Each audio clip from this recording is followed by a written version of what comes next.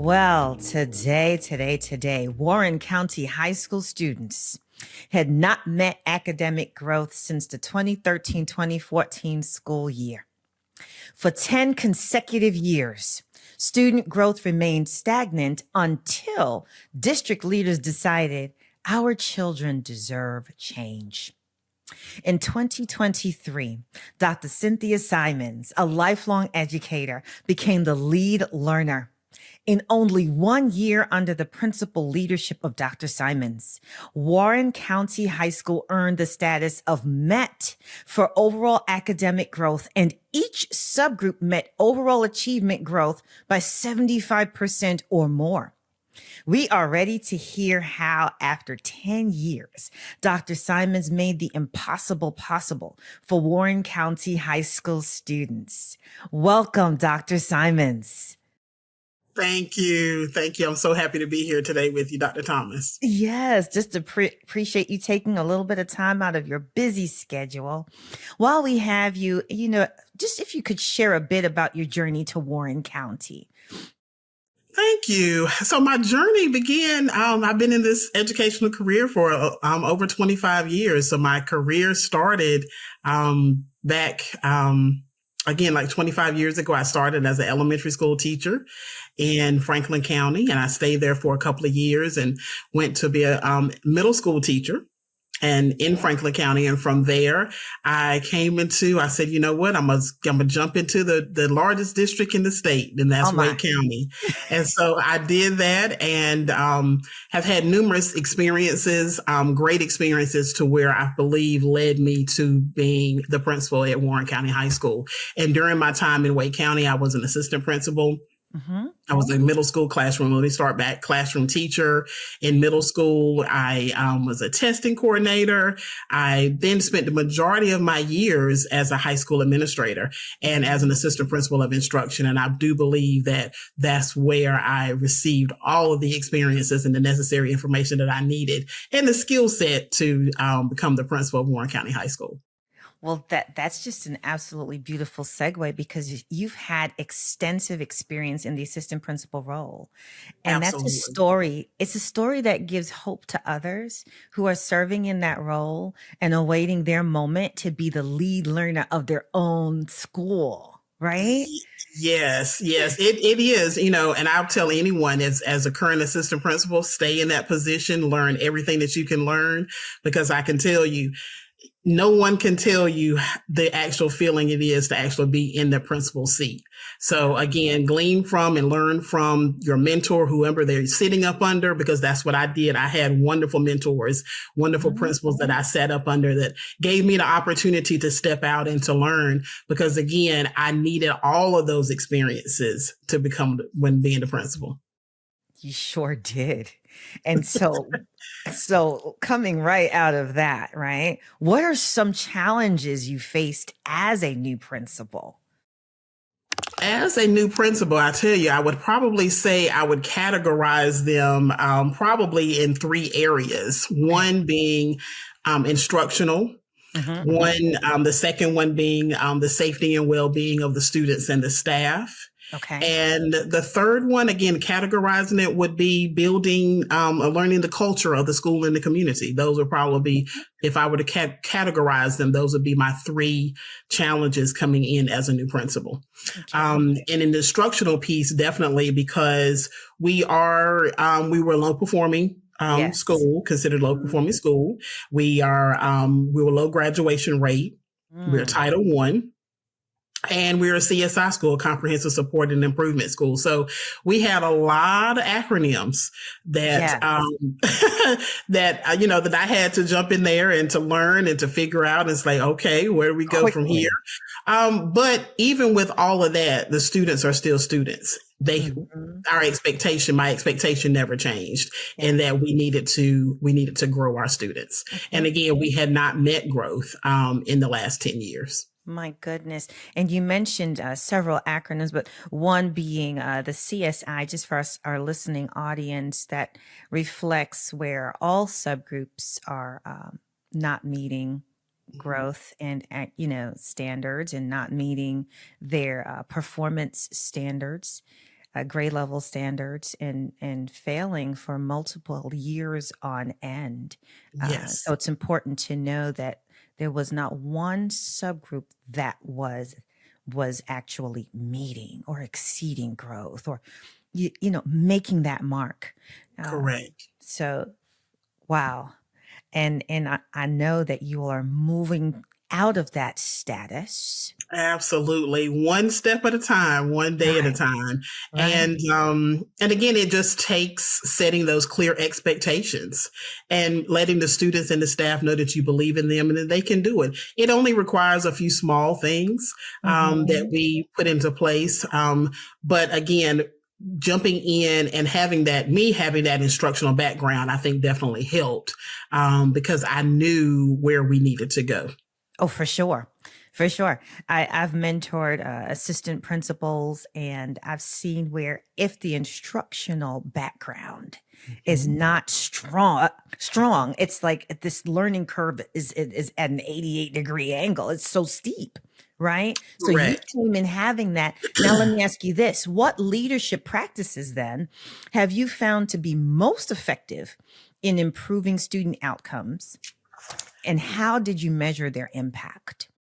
So I would probably say the biggest thing was, first of all, explaining to the staff the difference between proficiency and growth. Okay.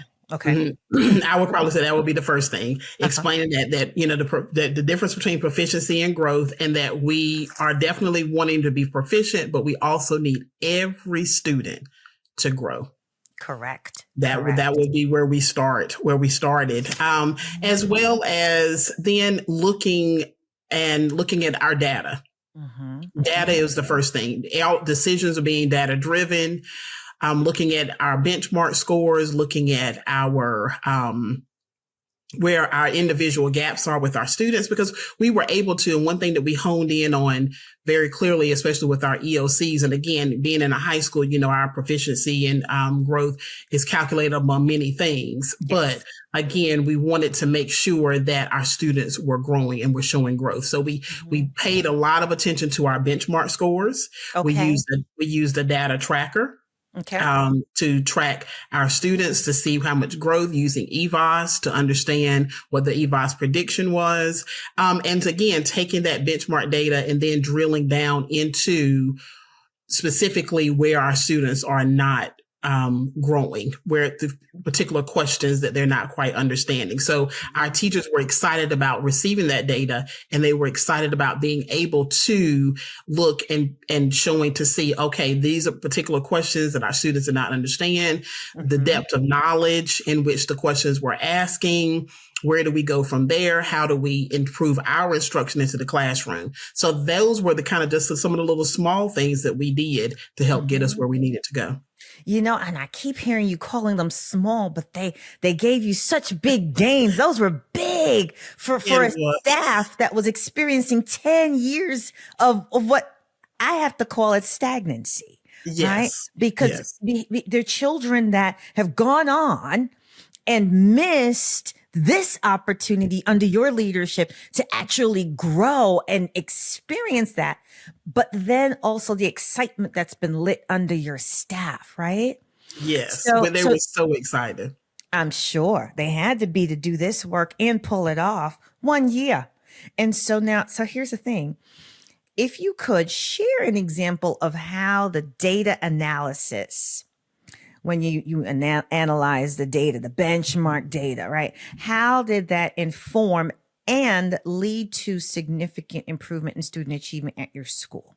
Because here's the one thing. It's one thing to say that we analyzed the data, but specifically, right? You shared that they went back, they did some reteaching, what have you. Mhm. How else did that data inform and lead to significant improvement in student achievement at your school? So we pretty much everybody in the school took ownership. Okay. Everybody in the school took ownership of the data.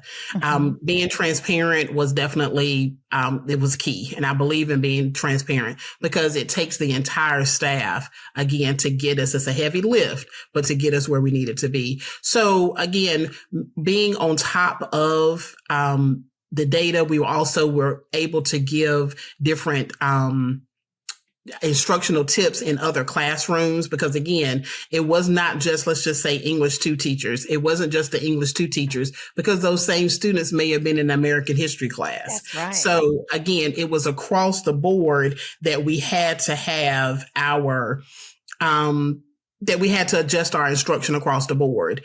And so the data piece, again, was the data tracker that we used, that we had someone that maintained that. But again, the entire staff had access to it. And so every time a student took a benchmark, we also use progress learning. Even though when we use any type of assessment to gauge where our students were, we plug that information in as students receive their quarter grades. We plug that in. Attendance, all of those factors played a part in our success. Again, making sure that students were there to take the assessment. Of course. Making sure that the students were at school, getting them anytime that we could, because we know students are going to be absent. But again, we just tried to maximize the time that we had with our students, being supportive with our teachers, with the coaching that we did for our teachers. But we also, on paper, we identified our students. We recognized whether or not, how much more growth that the student needed to get us where we needed to be. So we were very intentional in looking at our data. See, and that's the key, because it's one thing to look at data. Mm-hmm. There are many who will look at data, mm-hmm. right, and say we're analyzing data, but they're really not analyzing the data for the purpose of being intentional.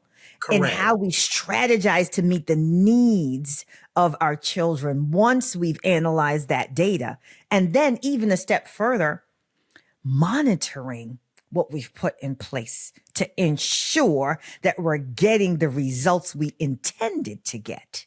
Absolutely. Because even though our EVAS data may have said that a particular student only had a small percentage, let's say they had just a 3% chance of making a level 3, 4, or 5 mm-hmm. on their EOC, that's fine. But that same student can still grow. And that's going to make a difference. So we can't push that student aside, because that student is still important to us. We still have to keep giving. That student has to give 110%. And again, I talked to the students. I went into the classrooms and I talked to them, gave them those pep talks, told them that, hey, I know you can do this. But we had to, again, kind of get them back focused. And again, a few other things played a part of that, because again, the safety and well-being of the students. We had some challenges with our discipline, but we had to. In a high school? Yes, we had our challenges with discipline. But okay. I think once the students, again, and the staff putting the procedures in place and the expectations, I can't say it enough, setting clear expectations. And I set clear expectations with my teachers and with the students. So that's a 40,000 foot view or 50,000 foot view when you say I set clear expectations, with my staff and with our students. Mm-hmm. Give us a little bit more about that, because we know that culture mm-hmm. is a significant piece to any organization. And when we think about children and the adults that we're working with, culture really matters. And culture can be the deal breaker. Mm-hmm. And so share a little bit more about the culture that you encountered when you arrived and how it has shifted. It may be helpful to other folks listening, right? Mm-hmm. So, okay. So again, it was a community school. Community school. Everybody, everybody is familiar with everybody. But I think one of the things that I had to do was I had to learn the culture of the students and the staff. And I know one of the things that they were dealing with is they had a lot of turnover in leadership. And so under getting them to understand and to feel comfortable with me. But again, making sure that they knew that we're here. We're all on the same team, that I'm here for you. I'm here for our students. And we all want the same thing. We want our students to grow. We want to come out of low performing. We want to come out of all of the negative things. So understanding the community, for me, understanding the community, and for the staff and the community, understanding me, understanding what my intentions are. Some of the small things, I would probably have to say, I set non-negotiables for my staff, in the non-negotiables in the very beginning, letting them know these are the things that I expect. But I'm here with you. Tell us some of those. For one, I want, one of the main things is being ambassador for the school. Being ambassador for the school, because we're a family, and that's how I treat everyone, that we are a family. And so we don't want anybody talking bad about our family members. Oh, no. So, we have to, talk positive. Again, non-negotiables, the expectations is teachers get to work on time. Oh, that wasn't quite something that they were used to, but we have to get to work on time. We have to be prepared for our students when they walk into the building. Expectations is that you be at your assigned duty station when you're supposed to be, because again, we can't allow the students to find those little loopholes and those gaps to get through, because they're looking for those, because they're teenagers. That's what they're looking for. And we're supposed to Actually, non-negotiables, my classroom expectations, where you teach bell to bell. Student engagement inside the classroom. Your board configuration should be a certain way. When I walk into your classroom, these are the things that I should see. So again, those are kind of, and I still say they're small, but they're big. Some of those non-negotiables. We have a grading policy. So putting in, those were the type of things that I would say that I provided and put in place that were not there. And it definitely helped with the results that your school earned at the end of the year last year, right? Yes, it did. And every little bit counts, right? Every little bit. So in thinking about your staff, community school, everyone knows one another, right? And so I'm going to presume, and if I'm wrong, please correct me, that, there's staff members who've been there for a while, over time. And so with that, is that's pretty true? That's true. And so with that, how would you say your team has utilized student performance data to drive the instructional decisions and support teacher effectiveness? So that was a challenge within itself. I think one of the biggest things is that I wanted my staff to see me as a coach. Okay. To see me as a coach. So we utilized, again, the data is that we all own it. We own the data. And so whenever we had our data meetings, even when our teachers because they were not used to working in professional learning communities. So we established that so that they can glean from each other and learn from each other, instructional, areas to make themselves stronger. So I wanted to paint the picture of that I'm here as a coach, because again, if we all work together, we're going to win. And as you see, we did. So again, it wasn't anything punitive. I wanted them to know it was okay, because you're going to see me in the classroom, because that's what I do. Because I don't know what's going on if I'm not in the classroom. So being in the classroom, inspecting, and again, providing that coaching, immediate feedback, I think was very helpful to the staff, because we just had, again, just kind of change a few things. And we're still now, don't get me wrong, we're still growing. Of course, there's always room. We're still growing. We still have to make some adjustments, and we're continuing to do that. But again, I would probably say being visible in the classroom, the data being in front of us at all times, not holding data. These were discussions that we had with the entire staff so that everyone knew what we needed and where we needed to go. Okay. So then when you say the feedback was provided, right? Could you share just a little bit about how you provide that feedback? Because I'm thinking about the lens of an administrator at an elementary versus middle versus high school and how feedback is embraced Mhm. as we move along in this 12 journey, right? It's a Right. little bit, it tends to be a little bit different. It's a culture by itself when we think about at the high school and the feedback to the staff. So, what format did your feedback take to staff, and how was it received when this was introduced to the culture by you? So, great question. So we introduced it again as this is what you're going to see, because again, I'm very big on being transparent. It's never Mhm. an I got you.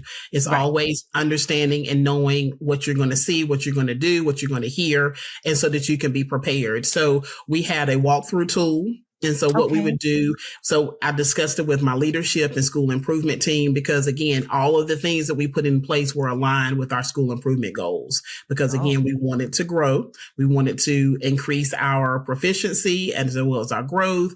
We were one of the other things that we were considered a low graduation rate school. So we wanted to increase our graduation rate, as well as we wanted to decrease our discipline. So again, we kept those goals out in front of everyone. And so Okay. understanding what our goals were and what we were working towards, again, being transparent. Not only myself, but my team, my admin team, we did walkthroughs, as well as the Mhm. district came in and did walkthroughs. And so Okay. would focus on, like right now, our focus is on student engagement. But one of Mhm. the things that we focused on last year was making sure that our teachers were teaching to the standards, and did they have a curriculum that they were following, because we know you may like a particular subject area and you may like a particular topic, but is that the topic that needs to be discussed as part of the curriculum? So we had to make sure. So I think that was probably where we started, making sure that our teachers had the curriculum. And so we Mhm. utilized our district level professionals as well to come in to make sure that we had a pacing guide, making sure Okay. that the teachers had all of the resources that they needed. So those were the things that when we did our walkthroughs, that we were looking for. So we Mhm. always had a focus. Maybe this 9 weeks, we're going to focus on this. The next 9 weeks, we're going to focus on something else. So again, the first 9 weeks, I would probably say, was again, once we were able to calm the discipline down, get our students back in the class, to Yeah. understand that the classroom, there's going to be instruction going on. We focused in on that piece. So again, it was in phases, I would Yeah. probably say, that we did things. And then again, like I said, then focusing on making sure that the teachers had the resources, listening to the teachers. What do they need? Mhm. Mhm. Because we got the students back in class where they were able to stay. Now the teachers have the students, they have their attention. Now that the teachers have all the resources that they need Right. Right. in order to teach. And so we focused in on that, being in the classroom with that. And so with some things such as the teachers asked for composition books for all of their kids. No problem. Mhm. We ordered them, because we don't want anything to be a barrier Correct. for what the teachers need in the classroom, because that Mhm. they're our champions. That's who we need. That's So it. we need to make sure that they have everything that they need. So from there, we worked in our professional learning teams, which are PLCs. The data stayed in front of us at all times. So we Okay. knew, again, not only with our classroom assessments, our formal and informal assessments, Mhm.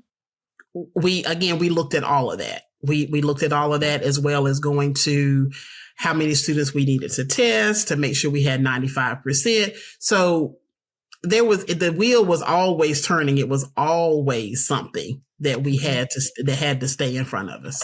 Right. I really like how you made sure that your lens, when you're doing your walkthroughs and providing feedback, aligned tightly with your school improvement goals, Mhm. right? Mhm. Because sometimes you have schools that you create the goals, hopefully, and then once they're created, they kind of collect dust, so Yes, to no, say. yeah. But you have to make those goals Mhm. living, Living. breathing, Mhm. almost like this is our sacred text, Mhm. and it's going to carry us through the entire year. Mhm. And then it has to be monitored and inspected as you share, right? And Yes. so if everyone is on the same page with those goals, then it's hard to kind of argue why someone is in the room providing you feedback at Mhm. any given point. I also really appreciate your focus on making sure the teachers understand the standards. What Yes. standards are being taught, right? Because the curriculum's the resource, it's the tool that's going Mhm. to help us to teach the standards. Mhm. So making sure that teachers understand the standards first and foremost will help them know if that tool, that Mhm. resource Mhm. does align and will Absolutely. meet the need of Mhm. teaching the children the standards for that grade level, for that Mhm. content area. So thanks for sharing that. You're Now, welcome. so here's the thing, like, what strategies have you implemented uh, to further create a positive and inclusive school culture, supporting students and supporting staff? We know we've done the walkthroughs, and that's Mhm. very supportive of professionals in the building, the teaching Mhm. staff, right? And we know that there's been a decrease in the discipline issues, Absolutely. right? And so, what other pieces have you added to create a positive and inclusive school culture for both students and staff and So, families? yeah, so for students, I implemented a student advisory committee. Did you? So a student advisory committee Okay. for each grade level to Mm. allow the students to have a voice. So Oh, I established that and also established a parent advisory. We don't have a PTSA, okay. Okay. an active PTSA. So we decided to go with a parent advisory. And Uh-huh. so I meet with my parent advisory once a month, and that gives parents an opportunity to come in and hear from me, as well as me hear from them, as well as with my student advisory committee as well too. So I, have implemented that because that helps me kind of stay in the know of what's Yes. is what's going on, and from the students' standpoint. Mhm. And student and teacher recognition. That's one of the things that I'm very big on Oh, celebrating the big things as well as celebrating the small things. I make sure that I celebrate all of my teachers' birthdays, and okay. I give them something specific to them. And they get a birthday card from me. So again, I would probably say just the celebrations and the recognition, because we don't do that. Sometimes we don't do that enough, Mm. and teachers appreciate those things. So that would probably say that's one of that I've made it a point to make sure that I recognize my staff and my students. That's not little. That's That's big. I know. that's huge. No, you didn't use the term. I'm using it. And, I'm thinking in my lens of having worked with principals and leaders across our state and other states, just thinking about what ways have they actually supported and shown appreciation, Mhm. right, to Mhm. their staff members and to students. We Mhm. want to think about the ways that make us feel Feel appreciated, appreciated. and then if that doesn't allow someone else to feel appreciated, we have to take the extra step and find out, how does it look Mhm. when I appreciate you? Correct. Tell me how you want to be appreciated. Mhm. And we do that before it needs to happen, Correct. right? Because That's it's important to It us. is. It is important, and again, and also on top of that is I made it a point to talk to my staff. I have an open door Mhm. policy, and I will go, in the hallways and talk with my teachers in the morning, during transition time, in the afternoons, to get to know them as a person, because they want that's important to them. Yeah, they want to be seen. Do you see me? Yes. Do you see me? Do you see me? And I Wow. do. Oh, I appreciate you, Principal Dr. Simons. Oh, goodness. You're doing great work. I Thank wanted you. to ask you, you're so welcome. I do want to ask you one more question here. Mhm. And, if there's anything else you want to add, please feel free to do that. But here, just considering your tenure as principal, what types of district or external professional training support would enhance your capacity in this role? That's a good question. I would have to say, I think every principal needs a coach. Oh, okay. I think Mhm. every principal needs a coach. And I was fortunate enough to have one. I had a coach through Relay. Okay. And so Graduate School of Education. yes, Yes. yes. So I think I would probably have to say that's been phenomenal because Mhm. as educators, we're always growing. We need professional development as well too. So I would probably say having a coach, um, is key. Having a coach and or mentor. I would probably say you could have two. The coach could be kind of interchangeable, but also having a mentor, having someone that you can reach out to and have those conversations. Somebody that you can kind of let your hair down, Mhm. because there's a lot of pressure on in being a school administrator, that you need someone who understands, that you can reach out to say, hey, I need help with this. What advice can you give me for this? What strategies can you give me for this? I think that's so important, and having that person that can help you find a balance, being an administrator, being the school administrator, because it is an extremely heavy lift. It And is. it can become lonely sometimes. But if you have that mentor, that coach, that person, and it could be more than one person that you can reach out to give you that support, I think is very important. Because with the Reload coach has been helpful for me, to look at classroom instruction through a different lens. And again, Okay. to be able to give that real time feedback to my teachers. Mhm. Because my coach comes in, we go in and we do, he works with me. We go in and we do a classroom walkthrough. We come back, we talk through it, and he helps support me so that I can support my staff, my teachers. That's beautiful. I would agree. Mhm. As far as having a coach and having a mentor, having the folks that are gifted in the Yes. various areas that we can lean on. You may have someone who is very strong in instructional leadership, Mhm. and you may know someone who is very strong in micro political leadership, but you want to be able to Absolutely. have those resources in your corner. There are days in this role where you do want to run, Mhm. and we can't run because I we're know. it. It's where everything stops, Mhm. but we're also where everything begins. Begins. Absolutely. And so, Dr. Simons, I just want to say thank you so much for taking the time out to share with us today your journey to Warren County High School, the great strides Warren County High School is making, Thank you.